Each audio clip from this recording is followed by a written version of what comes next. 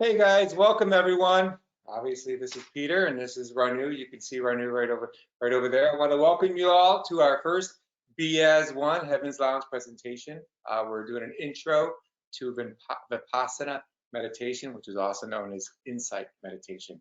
I want to thank you all for joining. I see Jared's here, Gina, Joseph, Lisa, Melissa, Robin, Sabrina, Tomek. Everyone's joining us tonight. I really appreciate you guys all coming. The purpose of us starting this obviously is, because we're in these unprecedented times, and I think all of us really need to have an opportunity to look inside ourselves right now and to see if we're on the right paths that we've been on.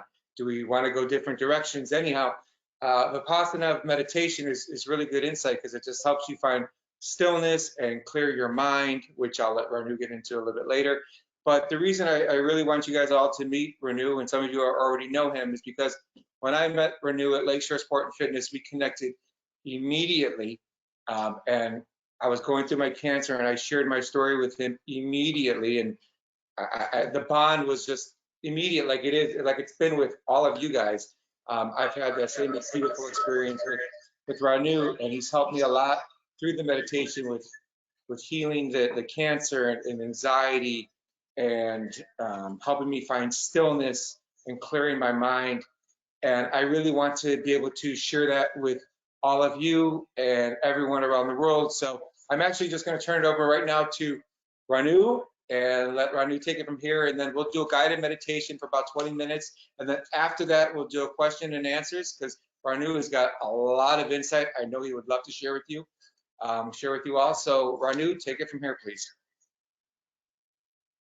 Namaste to all the warriors here.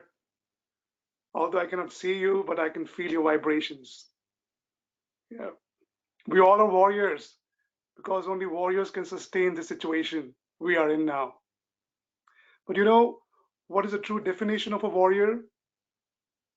The warrior knows when to fight and when to retreat, when to move forward and when to sit back and relax and let it go. But our culture has conditioned us to be the warriors of outer world. We are the achievers. We are the aggressive ones. We're always there. We have learned to deal with the outer world. But we don't know the art of knowing thyself. We don't know the art of retrieving. We don't know the art of letting go. We don't know the art of doing nothing and be happy. We have to go inside. We are experiencing this world through our mind. This mind is such an important instrument. The world around me is a reflection of my own mind. The quality of my mind determines the quality of the experiences I'm having in my life. But the 80% of the mind is a subconscious mind. Only 20% is the conscious mind. And we are operating from it in our daily lives. And that 80%, the big chunk, it's a storehouse of our emotional conditioning, our emotional experiences, our deep-rooted habit patterns. So we can say we are looking at the world through those lenses. There's a very beautiful story of blind men and an elephant. So these 10 blind men, they have never come across an elephant. And they're trying to learn and conceptualize about an elephant by touching it. So somebody is touching the leg and says, oh, it looks like a pillar. Somebody is touching the trunk and says, oh my God, it looks like a snake. And then somebody is touching the tail and says, it looks like a broom. So eventually they end up fighting with each other. So the moral of the story is that we are all claiming our absolute truth on the basis of our subjective experience, our relative experience. And this perception of the world can be changed. It can expand if we start cleaning the subconscious mind. And Vipassana meditation is the most powerful tool that deals with the subconscious mind. And there are two parts of Vipassana meditation. One is the concentration of the breath, and then there's the observation of the sensations in the body. So the concentration of the breath is like a kindergarten of the meditation, the foundation of the meditation. And that only comes when we are living the life of morality. So Buddha attaches a lot of importance to morality, like in 10 Commandments, what is given by Christ, thou shalt not steal, thou shalt not, tell lies. So these are the precepts, and not doing any action from my mind, from my body, from my speech that disturbs the peace and harmony of other people. So if I practice that, so then I'm really ready to go deep inside me. Like this is an introspection of your own mind. So like if the water is very disturbed, there are ripples on the water, I cannot see through it. I cannot see the bottom of the water if the water is disturbed. So I have to really calm that water. There should be no ripples in it. There should be no waves in it. Similarly, when I practice the morality and I practice peace in my daily life, and I don't disturb anybody's peace and harmony, I have no agitation in my mind. I'm very peaceful. My mind is very peaceful then. Then I am ready to dive in. And then the second step is a concentration of breath. So it is known as the Anapana meditation. So Anapana is a Pali language. It was used 2,500 years back at the time of Buddha, which means Ana means the incoming breath and Pana means the outgoing breath. And we have to observe the incoming breath and the outgoing breath. So we can start and practice it to a 20 minutes bout. And the important thing I want to tell you is that you can take any comfortable position. There's no hard and fast rule that you have to sit cross-legged or you have to sit in a certain position. Any comfortable position which you can sustain for 20 minutes easily. If you want to sit on a chair, you can sit on a chair. But the most important thing is you have to keep your back upright. The spine should be upright. That's it. That's it. And you have to bring all the attention to this area, the area above the upper lip and below the nostril. This area. So this is the area we have to concentrate.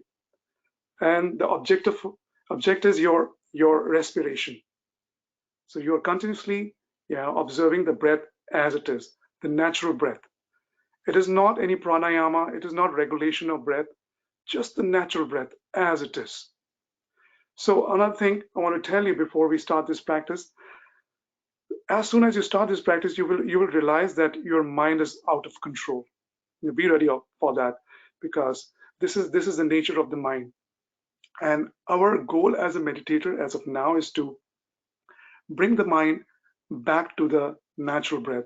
The mind will wander away, but you will bring the mind back to the natural breath in the present moment. This is the whole practice we have to do. That's it.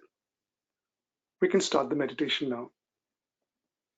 Okay, guys, real quickly, I've created a 20-minute binaural beats isochronic tones mix. I hope you guys all enjoy it, and I'm going to share my screen with you, and let's get going.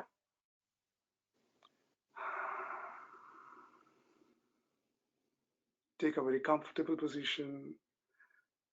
Relax your shoulders. Eyes gently closed. Mouth gently closed. Back upright. Bring all the attention to the area above the upper lip and below the nostril. And observe the incoming breath and the outgoing breath.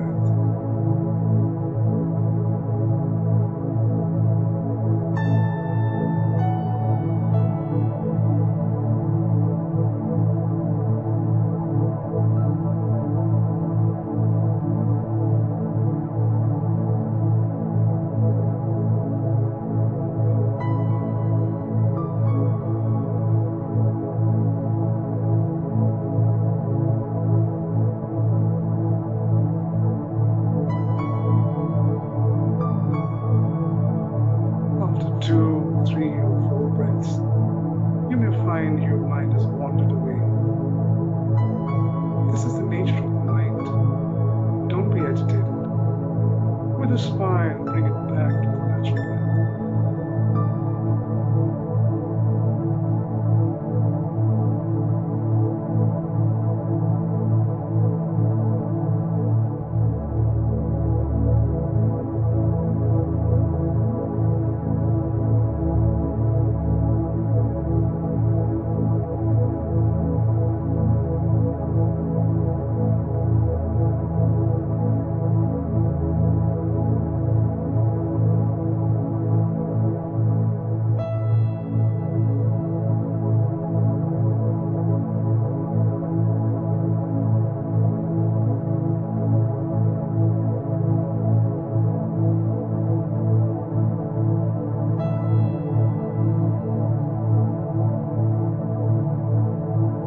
If the breath is long, it is long.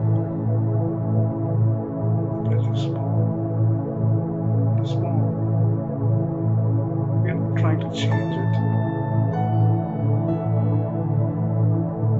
Let it be.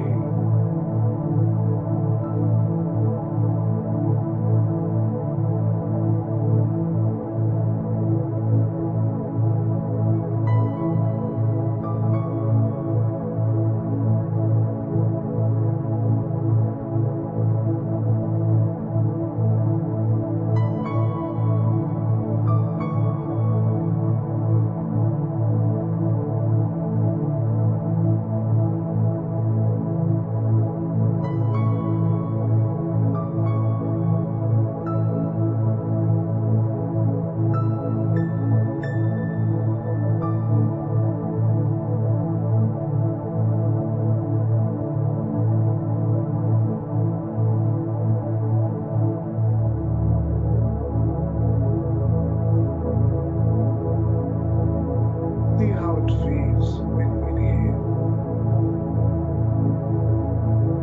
Is the breath warm or cold?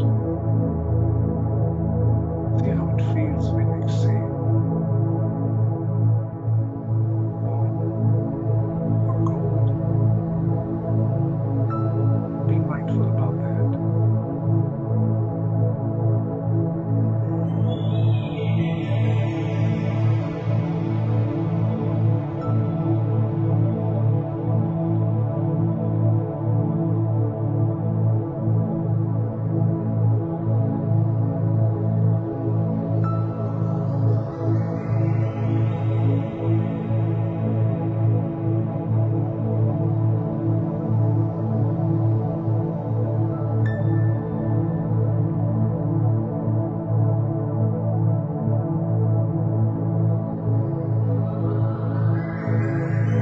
Remember, you're not pursuing any thought. You're not pursuing any feeling. Just concentrating on the breath.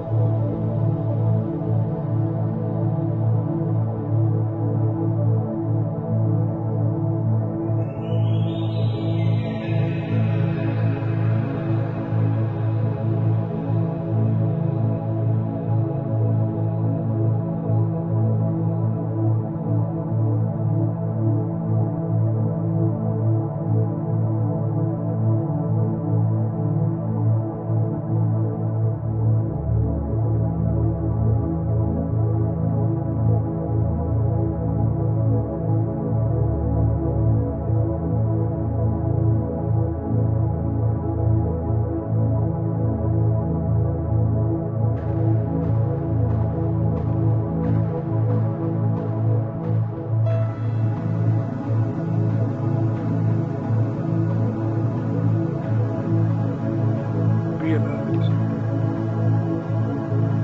Be vigilant. Be aware.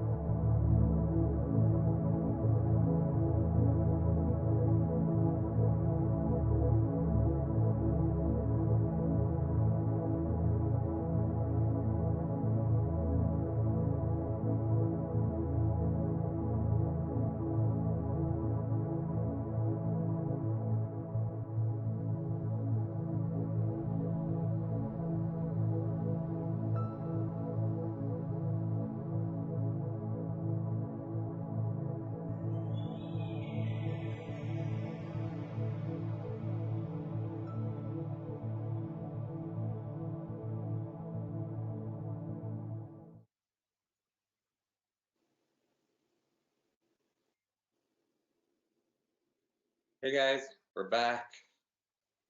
I hope you all had a wonderful experience like I just did.